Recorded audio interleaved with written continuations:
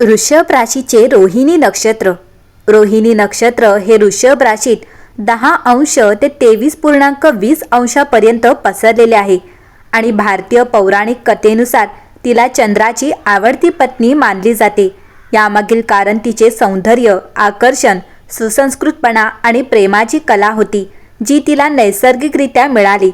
ती इतर 27 जणांमध्ये एक प्रिय पत्नी होती.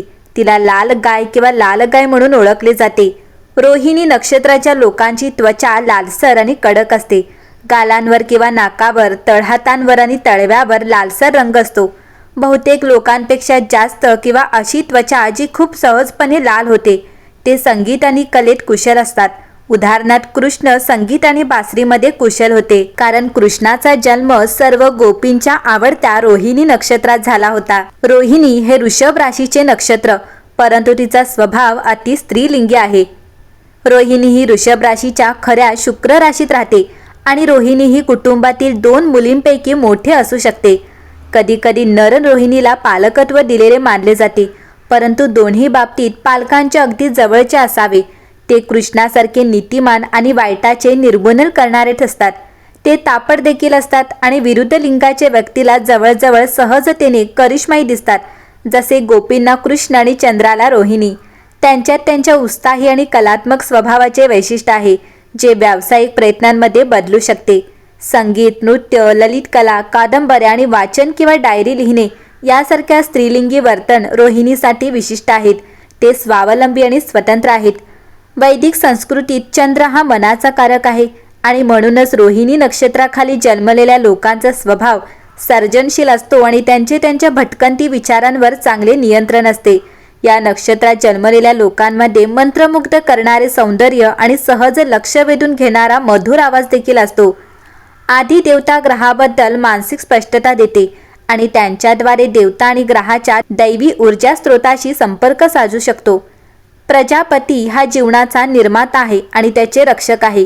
रोहिणी नक्षत्राच्या लोकांमध्ये इतरांचे रक्षण करण्याची आणि प्रत्येक पोषण प्रदान करण्याची क्षमता असते, जेणेकरून प्रत्येकाला आनंद आणि समाधान मिळेल. रोहिणी नक्षत्रात जन्मलेल्या लोकांचे स्वरूप मंत्रमुग्ध करणारे असते आणि ते त्यांना करावे लागणारे प्रत्येक काम सुंदरपणे करतात.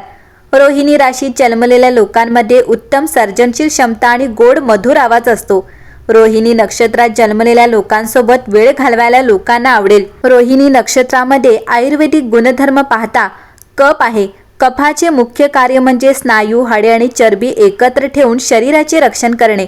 रोहिणी नक्षत्राच्या व्यक्तीसाठी पोटदुखी, अपचन आणि भूक न लागणे ही एक त्रासदायक समस्या असू शकते. रोहिणीची नैसर्गिक प्रवृत्ती.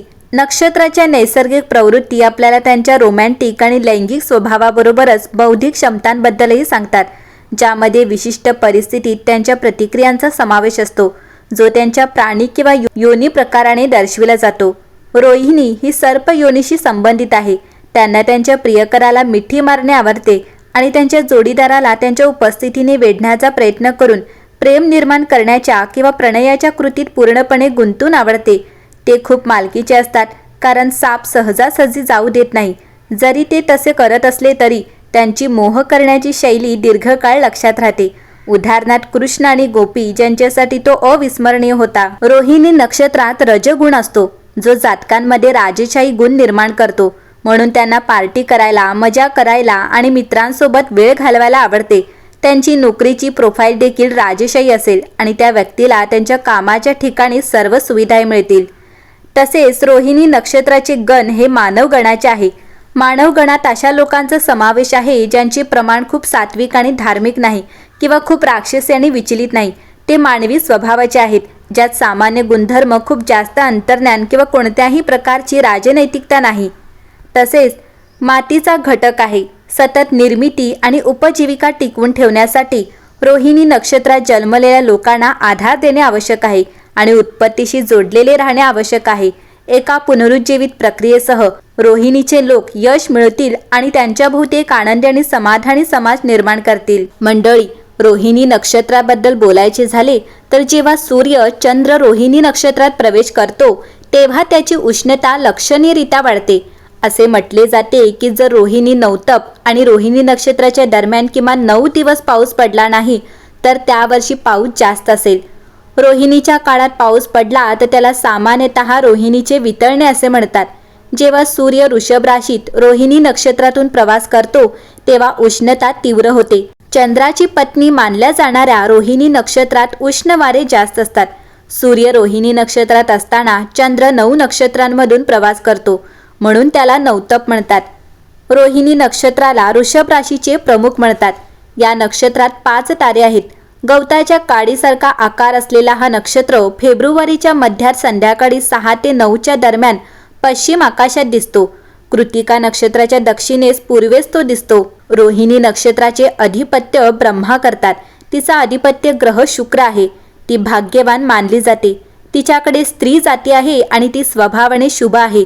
रोहिणी तिच्या मोठ्या डोळ्यांवरून ओळखली जाते. तिला शूद्र मानले जाते आणि तिचा अधिपती ग्रह चंद्र आहे. रोहिणी ही चंद्राच्या 27 पत्नींपैकी सर्वात सुंदर, तेजस्वी आणि सुंदर पोशाख घातलेले आहे. चंद्र तिच्या जवळ येताच तिचे सौंदर्य फुलते. ती चंद्राशी एकरूप होऊन जाते. रोहिणी ही चंद्राची सुंदर पत्नी आहे. रोहिणी व्यक्ती सुंदर, गोरी, प्रेमळ, स्वावलंबी, तेजस्वी, संवेदनशील, भावनांवर मात करण्यास सक्षम, मनमोहक आणि नेहमी प्रगतिशील असतात. तिच्या भागात तोंड, जीभ, तळवे, मान आणि कॉलर बोन आणि त्याचे घटक समाविष्ट आहेत. मंडळी, रोहिणी नक्षत्राचा पहिला टप्पा हा मेष राशीशी संबंधित आहे. त्याचा स्वामी ग्रह मंगळ आहे. ज्योतिषशास्त्रानुसार रोहिणीचा स्वामी ग्रह चंद्र आणि रोहिणीच्या पहिल्या टप्प्याचा स्वामी ग्रह मंगळ यांचे संयोजन नेहमीच व्यक्तीला संपत्ती, कीर्ती, आनंद, समृद्धी आणि प्रगती आणते. तर दुसरा टप्पा शुक्राच्या अधिपत्याखालील वृषभ राशीशी संबंधित आहे. अशा व्यक्ती सुंदर, मोहक आणि सौम्य असतात. जरी त्यांना आयुष्यात काही वेदना किंवा दुःखाचा सामना करावा लागला तरी शुक्र कालखंड आणि उपकालावधी दरम्यान त्यांना लक्षणीय प्रगती अनुभवायला मिळते. या व्यक्तींना बागकाम आणि शेतीसारख्या कामांमध्ये रस असतो. तिसऱ्या टप्प्यावर बुध ग्रहाचे राज्य आहे. अशा व्यक्ती जबाबदार, सत्यवादी, नैतिक आणि आर्थिकदृष्ट्या मजबूत असतात आणि गायन आणि कला यासारख्या क्षेत्रात उत्कृष्ट असतात. बुधाच्या चंद्राच्या काळात आणि उपकालात त्यांची भरभराट होते. या व्यतिरिक्त संवाद कौशल्यात कुशल असलेल्या या व्यक्तींना पत्रकारिता, लेखन किंवा अध्यापन यासारख्या क्षेत्रात रस असतो. रोहिणी नक्षत्रात जन्मलेल्या लोकांच्या वैवाहिक जीवनाबद्दल बोलायचे झाले तर त्यांचे वैवाहिक जीवन आनंदी राहते. तथापि रोहिणी नक्षत्रात जन्मलेल्या काही लोकांसाठी 2 विवाह होण्याची शक्यता देखील असते. ज्यांचे प्रेमसंबंध आहेत ते लग्न करण्यात यशस्वी होतात. प्रत्येक सुखदुःखात तुम्हाला तुमच्या जीवनसाथीची साथ मिळते. रोहिणी नक्षत्रात जन्मलेले लोक चांगले पालक सिद्ध होतात. आता रोहिणी नक्षत्रात जन्मलेल्यांच्या उणीवा काय आहेत? तर रोहिणी नक्षत्रात जन्मलेल्यांची एक कमतरता म्हणजे ते हट्टी असतात. एकदा त्यांनी मत बनवले की ते सहजासहजी बदलत नाहीत. ते आरामदायी आणि विलासी देखील असतात. अनेकदा एकच काम दीर्घकाळ करत नाहीत. रोहिणी नक्षत्राचे लोक सौंदर्याकडे लगेच आकर्षित होतात. अनेकदा त्यांचे मित्रही कमी असतात. जास्त चालाकी करायला जाऊन किंवा अति हुशारीमुळे अनेक वेळा ते स्वतःचे नुकसान देखील करू शकतात.